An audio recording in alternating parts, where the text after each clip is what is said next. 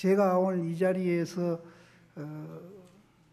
많은 도움은 못 드리더라도 불교에 대한 이해에 저는 그것을 정견이라고 그럽니다. 정견을 세우는데 조금이라도 도움을 드리자고 생각을 하고 지금 여기서 앉아 있습니다만은 그것이 얼마만큼 도움이 되실지 모르겠습니다만은 제가 아는 대로 열심히 이제 말씀을 몇 마디 드리겠습니다.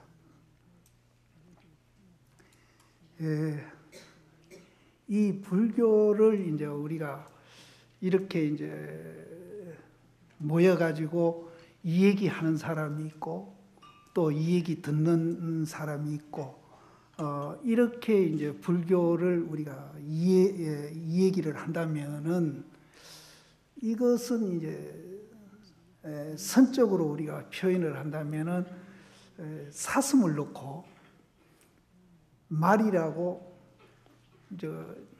저 입장에서 보면은 거짓말하는 꼴이 된다.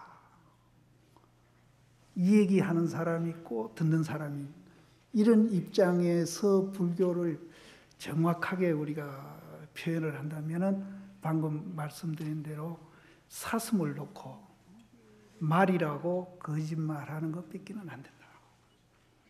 또 우리가 고귀한 신분인데 하천한 신분으로 전력하려고 노력하는 것 뺏기는 안 된다. 이제 이렇게 표현을 합니다. 왜 이제 우리가 이렇게 표현을 하는가 하면은 그 자리는 본래 완성되어 있을 뿐 아니라 또 그 자리는 말로나 다른 어떤 방법으로도 우리는 이제 해석을 할 수가 없습니다.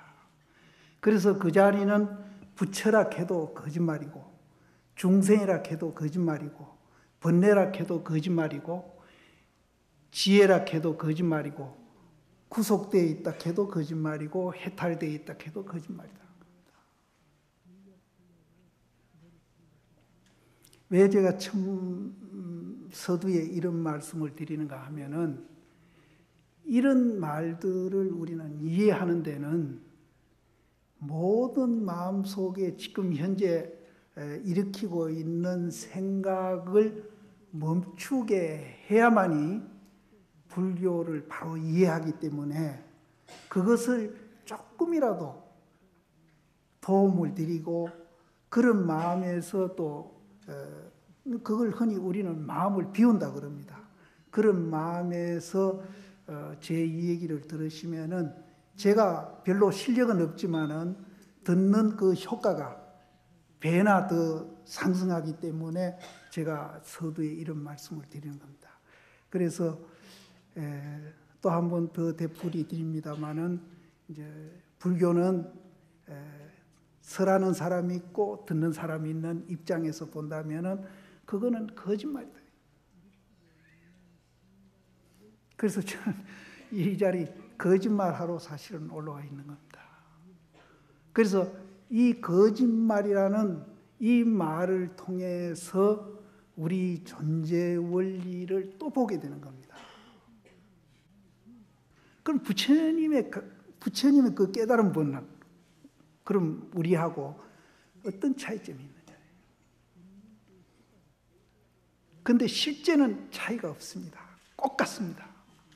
똑같은데 우리는 이제 그 효능을 제대로 발휘를 못하기 때문에 차이가 있습니다. 그럼 그 차이를 우리가 이해하면은 부처님 가르침이 뭐라는 것도 이제 동시에 우리가 이해를 하게 됩니다. 그러면은 이제 어떤 차이가 있느냐? 그러면 우리부터 이 얘기를 한다면은 우리가 나를 쳐다보고 또 내 밖의 세상을 한번 쳐다보는데 이걸 쉽게 얘기한다면은 나를 쳐다보는 것은 이제 인생관입니다. 그리고 밖의 세상을 쳐다보는 것은 세계관이라도 이 얘기를 해도 좋겠습니다. 그래서 나를 쳐다보고 세상을 쳐다보는 그 시각이 부처님하고 어떤 차이가 있나? 그럼 부처님은 당신 스스로 쳐다보는 거하고 이 바깥 세상을 쳐다보는 거하고 내가 이제 내 자신을 쳐다보는 거하고 부처님 쳐다보는 거하고 어떤 차이가 있느냐? 분명히 차이가 있습니다. 어떤 차이가 있는가 제가 잠깐 설명을 드리면은 우리는 모든 것을 형상만 보고 있습니다. 여기에 지금 뭐 한 1000여 명이 계시는지 모르겠습니다만은 전부 다 우리는 형상만 쳐다봅니다. 형상만. 사람뿐이 아니라 어떤 물건 또 뭐 어떤 것도 좋습니다. 그 형상만 쳐다보고 그 현상에 대해서 이제 좋다, 나쁘다. 또 이것은 우수한 거다. 이거는 열등한 거다. 이거는 귀한 거다. 이거는 천한 거다. 이렇게 우리는 이제 형상만 쳐다보고 계속 분별을 합니다. 이제 심지어 이제 암영 같은 데서는 이런 표현도 합니다. 그 형상만 쳐다보는 사람을 부처님은 장님에다가 비교를 합니다. 장님. 그러니까 장님이니까 그럼 부처님은 장님이 아니고 눈뜬분입니다. 이제 그런 차이가 있어요.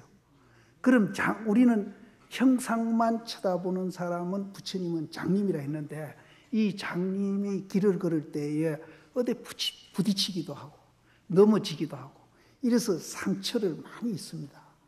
그래서 그 상처 입은 상태에서 또 이제 가다 보면은 그 상처가 또 어디 부딪히기도 하고 넘어지기도 하고 해서 그 상처가 골마 터지고 이래서 우리는 몹시 이제 고통을 느끼면서 그렇게 걸어간다는 거예요.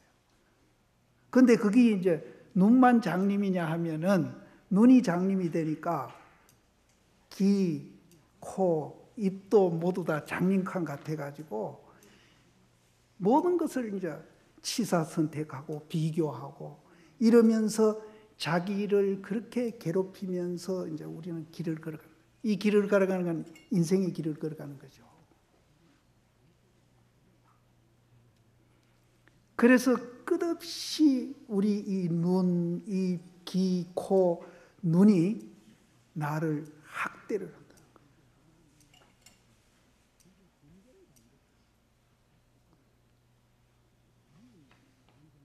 그러면은 자기만 학대하면 괜찮은데 주변에 있는 가까운 사람도 함께 학대를 한다.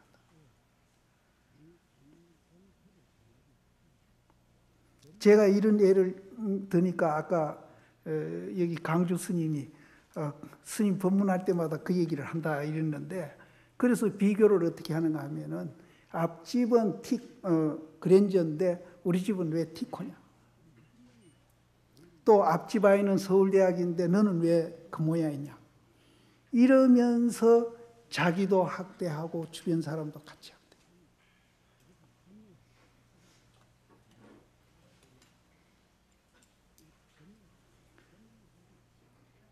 제가 좀 심하게 말씀드리는 겁니까?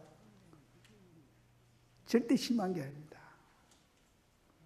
그것뿐 아니고 이제 개인이 그렇게 이제 자기 스스로 학대하지만은 이 사회나 국가나 이 세계가 그런 식으로 이제 우리는 비교하고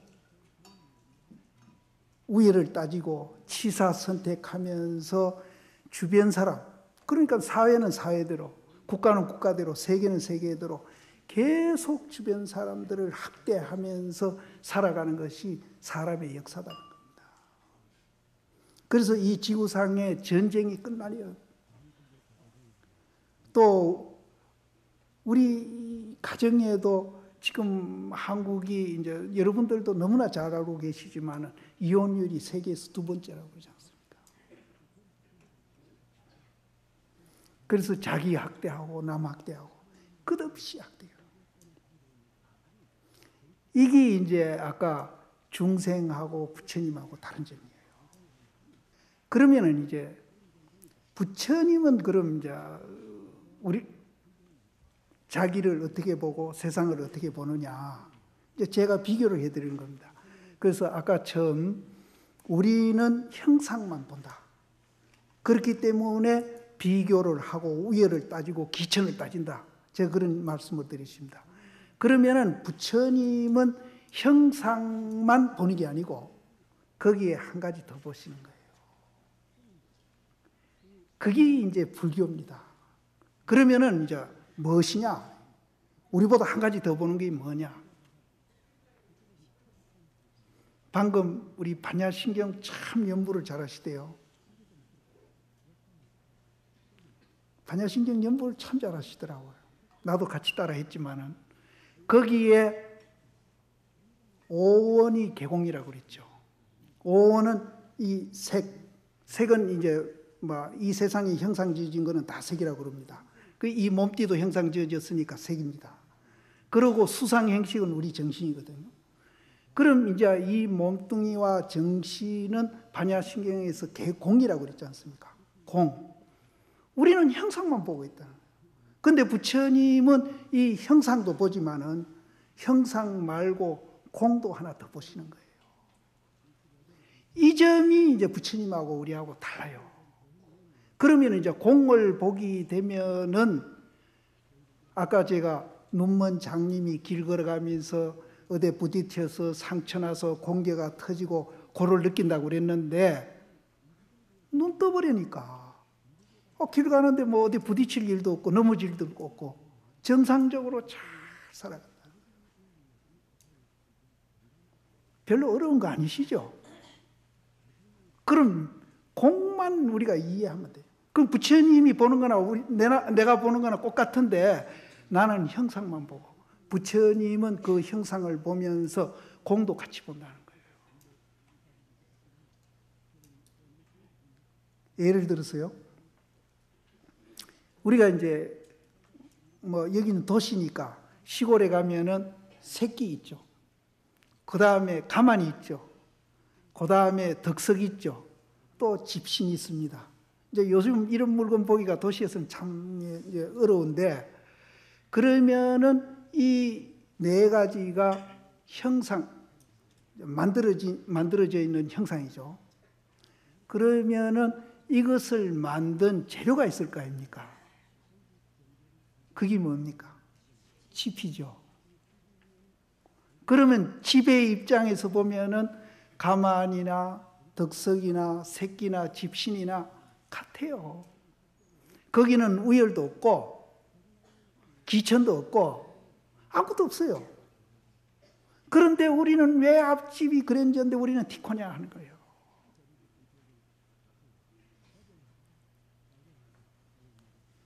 이 집신이 반야신경에서 얘기하는 공입니다. 우리는 남하고 비교하면서 굉장히 마음속에 스트레스도 받고 고뇌도 받는 겁니다. 그래서 요즘 젊은 사람들이 몸짱, 얼짱 하는데 그 전부 비교해서 하는 거예요. 이 우리 존재 원리의 형상만 보지 않고 그 짚을 보게 되면은 몸짱, 얼짱 안 해도 날씬해지고요. 중국의 운문 스님은 그렇게 된 사람의 삶은 어떻게 되느냐 하는 것을 물었을 때 대중이 이제 대답을 못하니까 물어놓고 당신이 이 얘기를 했는데 여러분들도 다 아는 얘기입니다. 매일매일 좋은 날이 된다. 우리는 좋은 일, 나쁜 일을 계속 반복하면서 이 세상을 살아가지만은 그 집 하나 온이 개공한 줄 알면은 매일매일 좋은 날이 되고 또 우리가 이제 하는 일마다 다 좋은 일이 된다. 그럼 제가 오늘 법문하는 주제가 행복한 뭐라 그랬습니까? 행복한 삶이라 그랬죠. 바로 이겁니다. 그러면 간단한 그럼 방금 제가 말씀드린 그 집을 그러면은 우리는 이제 그럼 우리의 집은 뭐겠습니까? 우리의 집. 그래서 반야신경에서 공이라고 얘기했고요. 또 그것을 마음이라고도 하는 분이 있고요. 또 그것을 불성이라 하는 분도 있고요. 선종에서는 그것을 주인공이다, 본분자리다 이 얘기가 엄청나게 이름이 많습니다. 그런데 그거는 이름이죠. 저한테 이런 일이 있습니다. 저 토굴에서 이제 더러 비구니 시인들이 저를 찾아오는데 오는 분들 중에 제가 이런저런 나가서 이 얘기한 테프들이 있어가지고 그 테프를 듣고 이제 뭔가 내 얘기에 공감이 돼서 이제 찾아오는 분들인데 그분들이 와서 다는 아니지만 대부분 스님들이 그래요. 테프로 스님 목소리 듣고 이 얘기 들을 때는 스님이 굉장히 젊으신 줄 알았는데 와보니까 굉장히 노스님이네요. 그러니까 방금 제가 이 얘기한 이제 불성이다, 마음이다, 주인공이다, 본분짜리다 하는 거, 이 이름만 듣고 우리가 추측하는 거는 그건 본 것이 아니에요. 저보고 테프만 듣고 굉장히 젊은 분인 줄 알았는데 와서 보니까 노스님이라 하듯이 눈으로 봐야 돼. 확실히 봐야 돼. 부처님 법을 이해하고 적응하면서 이렇게 이제 수행해 가다 보면은 이거는 이제 제가 자동차에다 비교를 하면은 자동차도 이제 처음 출발할 때는 느리게 가지만은 그것이 이제 점점 가다 보면은 가속이 붙어가지고 이제 나중에는 속도가 이제 가속이 붙듯이 그렇게 되는 겁니다. 그리고 우리가 다른 일을 할 때는 이제 그런 일들이 많죠. 하마 할수록 이제 점점 더 어려워져 가는데 이 불교 공부는 이해를 깊이 하고 하나하나 차근차근히 우리가 공부해 가고 그것을 생활에 적응하다 보면은 깊이 가면 갈수록 이거는 쉬워집니다. 그래서 이제 선종에서 서장 같은 데 보면은 선 것이 설었다 그러죠. 선 것이 익어가고 익어가는 것이 이제 설어지는데요. 이 선 것이 익어가는 거, 익어가면은 익어갈수록 점점 힘이 적게 든다는 거예요. 힘이 더 드는 게 아니고 또 아까 제가 자동차 비교했듯이 가속도 더 붙고 그렇게 해서 우리가 이제 처음 우리가 조금 이렇게 적응할 때 어렵지 조금만 적응해서 이렇게 생활해 보면은 생활에서 그게 그렇게 어려운 게 아니구나 이런 것을 우리는 이제 이해하게 됩니다. 그래서 제 토굴에도 이런저런 신도님들이 많이 찾아오는데 서울에서 저 아는 처사님이 한 4년 이렇게 두 집이 가족이 전체가 이제 내려올 때마다 내려오는데 그분들도 처음 제가 이런 얘기를 드렸을 때 스님 그러다 보면은 공장 문 닫습니다. 또 한 분은 이제 무역회사를 하는 분인데 스님 그러다 보면 우리 회사 문 닫습니다. 그 전혀 안 받아들이셔요. 근데 안 받아들이면 나한테 안 찾아오면 나도 막 그렇게 좋겠는데 그것도 계속 찾아와요. 근데 지금 한 4년 왔는데 그분들이 그 후에는 그런 얘기를 일체 안 해요. 일체 안 해요. 그래서 나도 안 묻습니다. 근데 그분이 회사나 가정에서 조금씩 100%, 100가지 다 하는 게 아니라 한 가지, 두 가지 시험을 해보는 것 같아요. 시험을 해보니까 안 할 때보다는 훨씬 그것이 이제 좋게 느껴지고 그렇게 해결해 보니까 또 해결하는 방법도 좋고 이런 것을 느끼시는 것 같아요. 그래서 요즘은 절대 어렵다 소리를 그렇게 하면 망한다 소리는 안 하십니다. 그러면은 이제 왜 이제 집이고 왜 공이라 했는지 이것부터 이제 이 얘기를 해드려야 이제 그럼 이 진짜 공이구나. 그럼 내가 있다고 생각하고 형상만 보고 생각했던 것이 내가 뭔가 잘못됐구나. 이렇게 이제 이해하실 거니까 왜 공이라 하는지 그 설명을 이제 제가 드리겠는데 여기서부터 이제 굉장히 어렵습니다. 여기서부터 어려운데 어렵더라도 이제 이 얘기를 이제 들으셔야 왜 공이라 하는지를 알아가지고 그렇게 일상생활에 공으로 보고 여기서 이제 미리 제가 말씀드려요. 그럼 공으로 일상생활에 보라 그러니까 또 이제 어떤 염려가 일어나는가 하면은 그러면 공이면은 아무것도 없고 허망하고 허무하고 아무것도 없으면은 뭔 재미로 이 세상 살아라는 겁니까? 그런 질문하는 분이 있습니다. 공이라 하니까 허망하고 허무하고 공허하고 아무것도 없다. 이거는 이제 반야신경에서 말하는 공의 내용하고 굉장히 어긋나는 생각입니다. 오늘 지금 햇빛이 창창 나고 있습니다. 그럼 햇빛은 어째서 났죠? 구름이 없으니까 햇빛이 난 겁니다. 우리는 형상만 보고 고하로 그것을 보고 기천으로 보고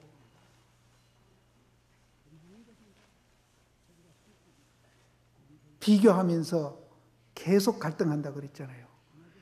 그런 이제 형상만 보고 비교하면서 기천이나 이제 고하로 따지면서 시비 분별하는 그 마음이 우리는 이 햇빛을 가리고 있다는 거예요.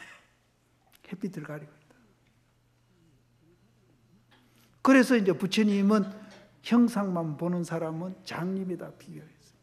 그래서 우리는 길을 가면서 부딪히고 상처나고 그렇게 이제 우리는 고를 느낀다는 거예요. 그러면은 이제 공인 줄 우리는 알아버리면은 햇빛이 나죠. 햇빛이 나니까 거기는 공허하고 허무하고 허망한 그런 게 아니라는 거죠. 그래서 이제 보살님들도 많은 얘기를 들었겠습니다만 진공묘유라 그러잖아요. 진공은 구름이 그친 거고 비교하는 마음이 없어진 거고 묘유는 뭡니까? 햇빛 난 겁니다. 누구보다도 지혜롭고 이해심 많고 비교 안 하고 이런 사람이 된다는 거예요. 그러면은 이제 공을 만드는 것이 이게 문제거든요. 공을 만드는 것이 문제인데 우리가 이제 내가 있다고 생각해가지고 착각에 빠져가지고 비교하는 그 마음이 문제인데 그건 형상만 쳐다보기 때문에 그렇다. 근데 이것은 사실 조금 어렵습니다. 어렵더라도 들으십시오. 그럼 왜 공이냐? 이제 제 테프나 이제 이 얘기 들은 분들은 이제 너무나 잘 아십니다. 우리 이 내라는 이 존재뿐 아니라 이 세상에 있는 어떤 존재든 형상이 있기나 형상이 없기나 모든 어떤 존재든 연기로서 존재하고 있다는 거예요. 연기로서 존재하고 있다. 그럼 저 연기가 무슨 소리고? 그럼 연기가 뭐냐? 연기는 글자 그대로 인연이 모여가지고 형상 지어졌다는 거예요. 인연이 모여서 형상 지어졌다.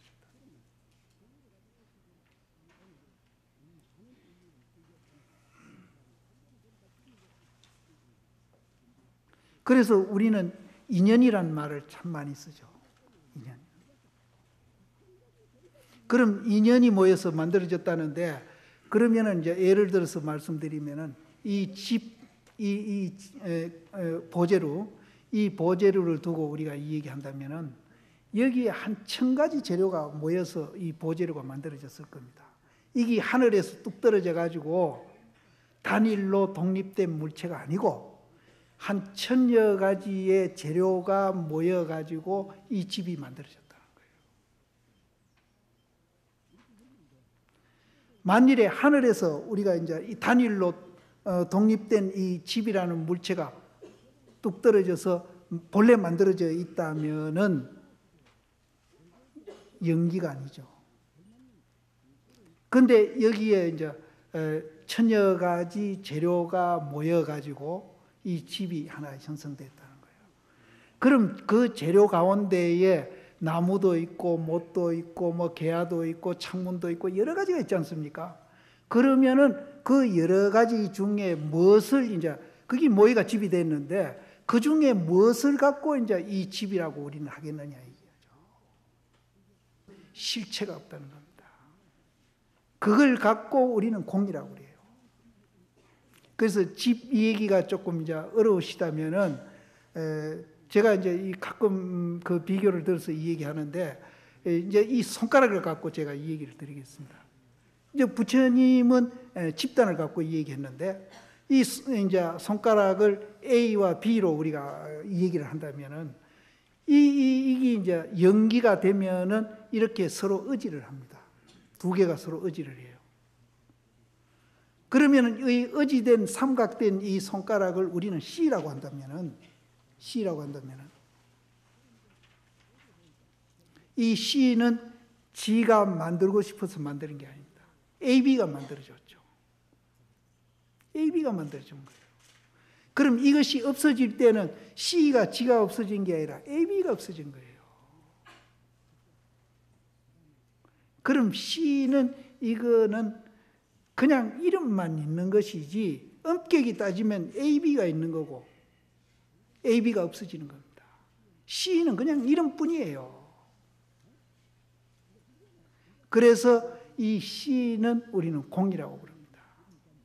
또 실체가 없다 그러고 무하라 그러고 이것을 이제 우리는 이제 이 몸띠도 이제 60조의 세포가 모여 있는 덩어리다 이렇게 얘기를 하는데 이 60조 덩어리가 어느 세포를 갖고 내라고 얘기하겠습니까? 이것을 알면은 그럼 난 내가 내라는 게 없고 실체가 없다면은 너무 허망하고 허무하고 공허한 거 아닙니까? 제가 아까 이 얘기를 들었지만은 실체가 없다는 요소도 있지만은 지금 또 여러 신도님들이 듣고 보고 하는 그것도 그 존재도 있지 않습니까? 그래서 반야신경에서 색이 공이고 공이 색이다 이렇게 얘기합니다. 그래서 이제 이 몸띠도 우리가 이제 태어나서 성장해서 늙어 병들어 죽으니까 공이 아니고 태어나는 것도 공이고 성장하는 것도 공이고 또 늙는 것도 공이고 또 병들어 죽는 것도 공이다. 이제 이 말이 좀 어렵죠. 그래서 이것이 없어져서 공이 아니고 있는 그대로 공이라는 거죠. 그래서 그걸 알면은 이제 허무하고 허망하고 공허하고 이런 게 아니고 그것을 알면은 이제 오늘 같이 구름이 거치면서 거기에 아주 비교 안 하는 비교하면서 우열을 따지고 기철을 따지고 고하를 따져가면서 우리 마음속에 자기를 괴롭혔던 그 마음자리가 없어지면서 거기에는 아주 지금 오늘 같은 그런 햇빛, 밝은 햇빛과 같은 지혜가 나오기 시작합니다. 그 지혜가 그렇게 우리를 자유롭게 하고 또 마음을 편안하게 한다는 거예요. 비교 안 하니까 편안하죠. 또 비교하는 어떤 현상이 앞에 나타나더라도 그것 때문에 내가 속상할 일도 없고 기분 나빠할 일도 없고 나를 괴롭힐 일도 없다는 거예요. 그래서 자유한다고 그러는 거예요. 그래서 개인뿐 아니고 이제 오늘 당장 제일 급한 것이 이제 자기의 그 존재 원리에 대한 그 위대함, 그것을 이제 제가 말이 부족해서 다 이해는 시키지 못 드리겠는데 어쨌든 스님들 지금 앞으로 몇 분 남았고 스님들 이 얘기를 들으면서 스님들 표현이 다르다 뿐이지 똑같은 얘기를 하시고 있습니다. 앞에 두 스님도 똑같은, 제가 이제 지우심은 너무나 존경하는 스님이고 해욱심도 내가 존경하고 이제 그런 스님들인데 저하고 이 얘기가 와서 들어보시고 조금 다르다 하실란지는 몰라도 표현이 다르고 말이 다르다 뿐이지 똑같은 얘기를 하고 있습니다. 지우심하고는 내가 너무나 닮아 있을 거예요. 그분하고 오랫동안 같이 생활했기 때문에. 그래서 이제 아까 말씀드린 대로 이 집을 이해하는데 이제 지금 10분이 와서 하신다 하니까 한 10분 들으시면은 뭔가 이제 마음에 조금 이해가 되실 겁니다. 이해가 되시면은 이런 이제 위대한 존재를 하고 있는 우리가 너무나 값없이 우리가 인생을 살아간다는 것은 너무나 억울해요. 정말 억울합니다. 그러면은 그것이 이제 자기만 학대하면 되는데 남까지도 학대하면서 주변 사람들을 괴롭히고 있습니다. 그게 그 사람이 나빠 그런 게 아니거든요. 우리 존재 원리를 바로 이해 못하는 데서 그런 이제 미련하고 이제 지혜롭지 못한 데서 오는 것이지 절대 우리가 나빠서 그런 거 아닙니다. 이해만 하게 되면은 누구든지 그런 삶을 살 그런 이제 능력이 있다는 거죠. 누구는 그렇게 되고 누구는 그렇게 안 되고 그런 게 아닙니다. 그런 존재 원리는 우리한테 보편되어 있어요. 모든 사람이 다 그렇게 살 수 있어요. 다리가 길면은 긴 대로, 자르면 자른 대로. 우리는 이 손톱만침도 우리는 누구는 더 갖고 있고 누구는 부족하고 이런 건 아니에요. 우리가 가만히 만들 때, 집신 만들 때, 새끼 만들 때, 집이 가만히 만들 때는 좋은 집가 만들고 집신 만들 때는 나쁜 집가 만들고 이런 건 아닙니다. 똑같은 집가 만들어진 거예요. 그것만 보면은 우리가 모든 것이 평등하다 하는 걸 합니다. 그러면은 이제 이 수행을 그럼 어떻게 해 가야 되느냐? 이제 수행이 문제입니다.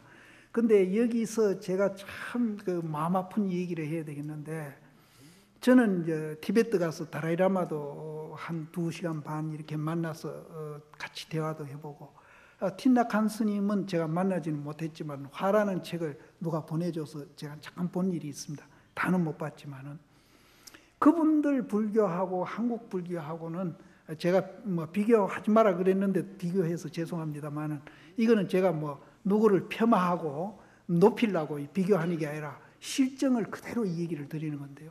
그쪽 불교보다는 우리 불교는 굉장히 좀 한 단계 높이 보고 있습니다.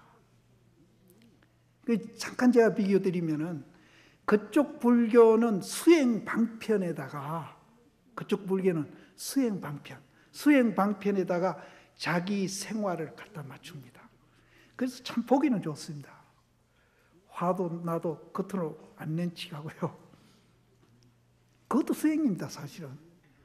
여러 가지 이제 그 수행의 방편에다가 자기 생활을 갖다 맞추니까 보기는 참 좋습니다. 근데 그것이 잘못하면은 박제화.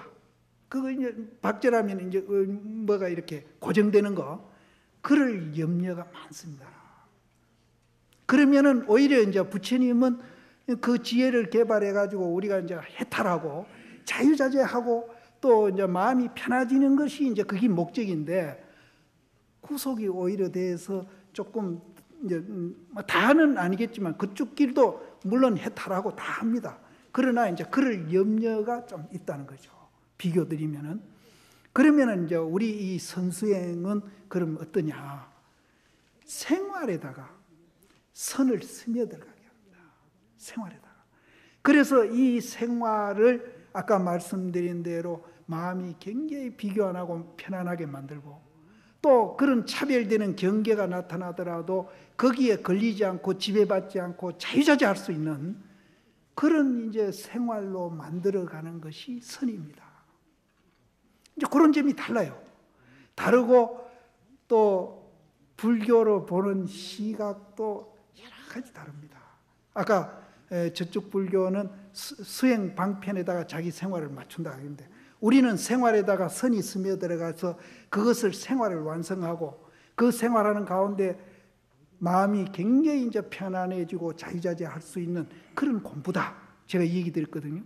그러면은 이쪽에서 제가 이해해 드리는 것은, 이거는 보살님들도 건강경 보면은 뗏목과 저 언덕이 나오지 않습니까? 반야신경에서도 저 언덕을 건너가자 이런 얘기했고, 또 너은경에서 손가락과 다리 얘기가 나옵니다. 그 다리 진리고 손가락은 그 진리를 보라고 가르치는 손가락이에요. 그래서 그 수행 방편에다가 생활을 맞추는 거는 어찌 보면은 손가락에다가 갖다 맞추는 거죠. 그래서 사실은 또 달을 보기도 합니다. 근데 우리 선불교는 아예 달을 얘기해 놓고 그 생활 속에다가 바로 거기에 스며들어가서 그것을 달로서 생활하도록 하는 그런 이제 우리는 수행 방법입니다. 이런 차이가 있어요. 그래서 한국 불교가 사실은 다른 나라 불교보다는 조금 한 수 위입니다. 그래서 이쪽은 철저히 달불교입니다. 이 선은. 그래서 그런 이제 차이점이 있다는 것을 말씀드리고, 그런 차이점을 잠깐 제가 예를 들어서 이 얘기를 드린다면은, 틴낙한 스님의 그 화라는 화나는 걸 새키는 거 아닙니까? 차마 새키는 거죠. 그런데 틴낙한 스님은 이제 화를 새키는 얘기를 했는데 그게 참 많이 팔렸다고 그래요, 그 책이. 그런데 이제 부처님이 말하는 그 달의 입장에서, 부처님은 달 입장에 가 있는 분이니까, 그럼 과연 화를 내겠느냐? 부처님은 화를 안 냅니다. 제 어디 댕기면서 이 얘기도 참 많이 했는데요. 부처님이 외도가 찾아와서 부처님한테 굉장히 공격을 하고 욕을 합니다. 그래도 부처님 깜짝 안 해요. 그러니까 이분이 자기 화에 못 이겨서 부처님 얼굴에다 침을 뱉어요. 그래도 부처님 깜짝 안 해요. 그래서 그 사람이 하다가 안 돼 하니까 자기 상식으로 봐서는 그렇게 이제 그렇게 공격을 하고 욕을 하고 침을 뱉고 하면은 분명히 같이 대응해서 욕을 하고 같이 싸워야 되는데 그 사람 상식은 그렇습니다. 부처님 전혀 그게 아니거든요. 그래서 이 사람이 질려서 이제 돌아가죠. 돌아가는데 아라니가 뭐라 그런지 압니까? 부처님 내 참이라고 막 애먹었습니다. 부처님이 안 났으니까 저도 나설 수 없고 참느라고 저는 막 무척 애를 먹었습니다. 그래서 부처님이 그럽니다. 아까는 그 사람을 연민했는데 지금은 너를 연민하노라. 그 사람은 감정이라도 충실했는데 너는 감정까지 억제하고 나는 치겠으니까 너는 위선자다 이기죠. 그래서 부처님이 목석같이 반응 안 하는 분이 아니고 아까 공이 허망하고 허무하고 아무것도 없다 하면은 그건 반응 안 하죠. 그런 게 아닙니다. 부처님은 반응을 하는데 우리는 상대편이 나한테 불이익을 주면 똑같이 갚아주는데 부처님은 그렇게 안 해요. 부처님은 화를 안 냅니다. 화를 안 내는 대신에 어떻게 반응을 하는가 하면은 연민으로 반응합니다.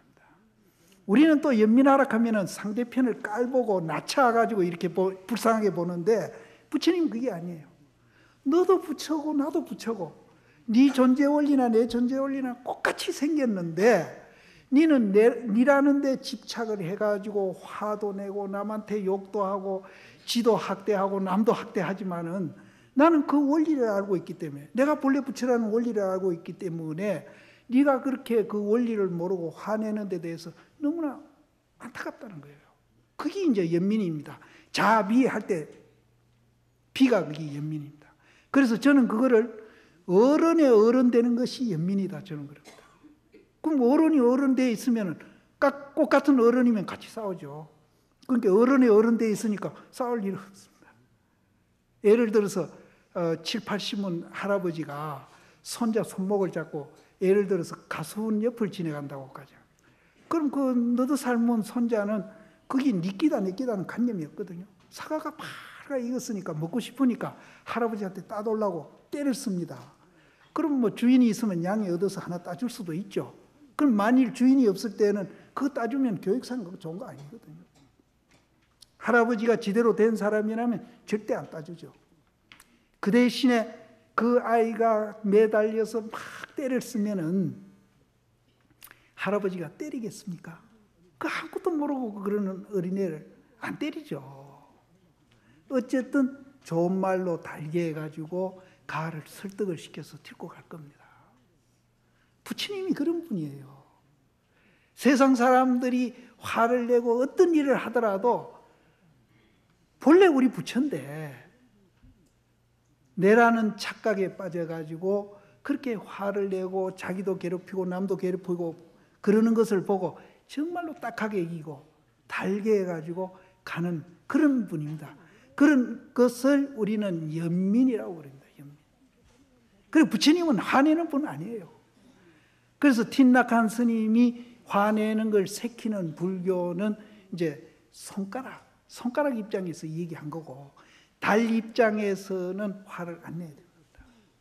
그래서 한국 불교 선종은 달 입장에서 모든 것을 수행하고 있고 또 이제 수행 방법도 그렇고 불교를 보는 관도 그렇게 봐야 한다는 거죠.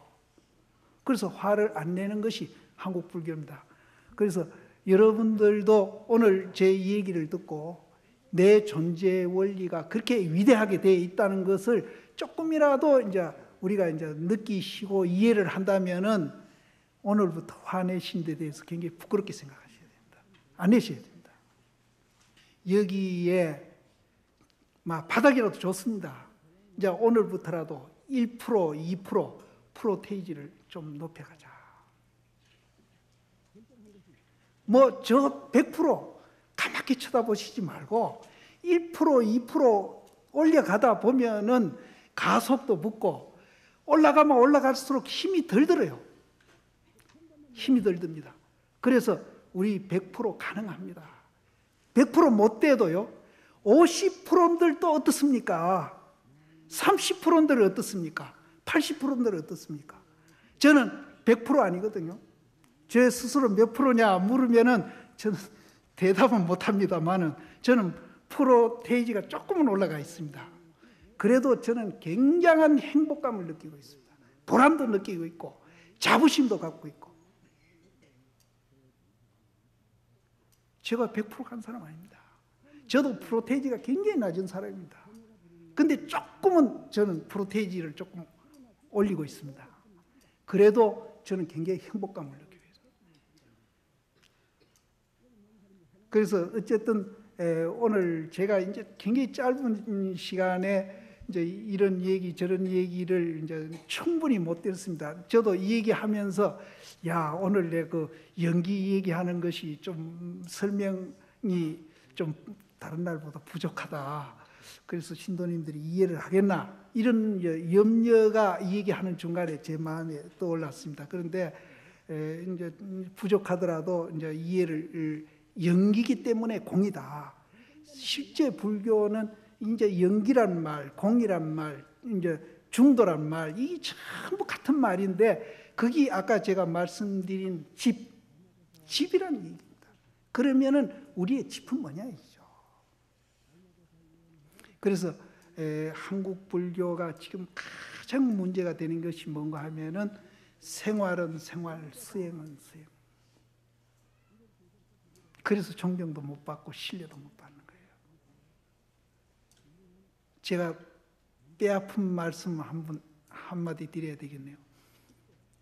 어느 노스님한테 제가 물어봤습니다. 그 말은 언제부터 스님 출가하실 때 지금 90노인이죠. 스님 출가할 때 그 말 들었습니까? 나도 들었어요. 그분이 18인가 19에 출가. 나도 출가하니까 그 말이 있대요. 들었어요. 그래요. 이게 무슨 말인지 압니까? 도인은 멀리서 봐야 도인이지 가까이서 보면 도인 아니다. 이건 정말로 욕하는 소리입니다. 그러면은 도인만 그러냐? 뭐 특정 도인 얘기 아닙니다. 공부하는 사람은 다 도인이에요. 신도님들도 도인이에요. 근데 가까이서 보면 도인 아니고 멀리서 봐야 도인이다. 그러니까 이거는 공부도 안 한다, 생활화도 안 돼 있다는 얘기입니다. 이거는 무슨 뭐 조실심, 방정심 얘기가 아니에요. 도인이란 건 다 공부하는 사람 다 도인이에요. 그래서 한국 불교가 이제 지금 이제 도인도 안 나온다, 뭐 선지식도 없다, 여러 가지로 지금 이제 어려운 얘기들을 많이 합니다. 그래 많이 하는데 그 대신에 이제 이런 얘기라도 들으려고 이렇게 많이 모여오신 그 열기에 대해서만은 저는 굉장히 감동을 받고 있습니다. 감동을 받고 있는데 이제 이 열기는 열기로 끝내시지 말고 이제 한국 불교의 가장 취약점이 생활화가 안 됐다는 거. 그래서 그 생활화도 한목에 다 하시려고 말고 제가 말씀드린 대로 100가지가 있다면 한 가지 우리가 실천해 가면은 100가지도 가능하다는 거죠. 그래서 이제 생활화하는데 이제 도움을 이제 거기에다가 이제 좀 우리는 이제 신경을 쓰고 이제 거기에다가 생활화하는 데다가 우리가 이제 많은 노력을 해가지고 한 가지 그렇게 이제 우리는 실천해 가도록 그러는 가운데에 이제 참선도 하시고요, 연불도 하시고요, 봉사도 하시고 이렇게 해야 그것이 이제 안팎으로 맞아서 수행이 돼가고 공부가 돼가지. 공부는 따로, 수행은 따로 절대 불가능합니다. 그러다 보면은 이제 공부하는 사람은 점점 없어지고 이제 생활에 이제 습관에 젖어가지고 그 이기심으로 생활하다 보면은 이제 마음속에 부처님 그 마음이 조금 구름이 거쳐서 밝아질락하다가도 그냥 깜깜하게 구름 두께가 점점 이제 이게 두꺼워져 가지고 이제 영원히 햇빛도 못 본다. 그러면 그런 사람을 아까 처음 제가 장님에다 비교했지 않습니까? 그러면은 인생이란 길을 걸어가는데 이리 넘어지고 저리 넘어지고 상처투성이가 돼가지고 뭐 귀는 귀대로 코는 코대로 눈은 눈대로 나라는 이 존재를 엄청나게 괴롭히면서 우리는 그렇게 살아가야 되는 겁니다. 그래서 제가 마지막으로 이제 부탁드리고 싶고 강조드리고 싶은 것은 이제 정견을, 제가 오늘 이 얘기는 정견을 세우는데 이제 도움드릴까 해서 했는데, 정견을 이제 10분 스님들 법문을 통해서 정견을 세우셔가지고 그거를 이제 생활에 하나하나 실천하면서 공부도 같이 병행해 나갈 때 그 공부가 성취되지, 생활은 따로 하고 공부는 따로 하고 이래 가지고는 안 된다. 그 점을 제가 마지막으로 이제 강조를 드리면서 제 이 얘기 이제 여기서 끝마치고 또 뭐 질문이 있다 하니까 질문을 통해서 또 이제 말씀드리겠습니다.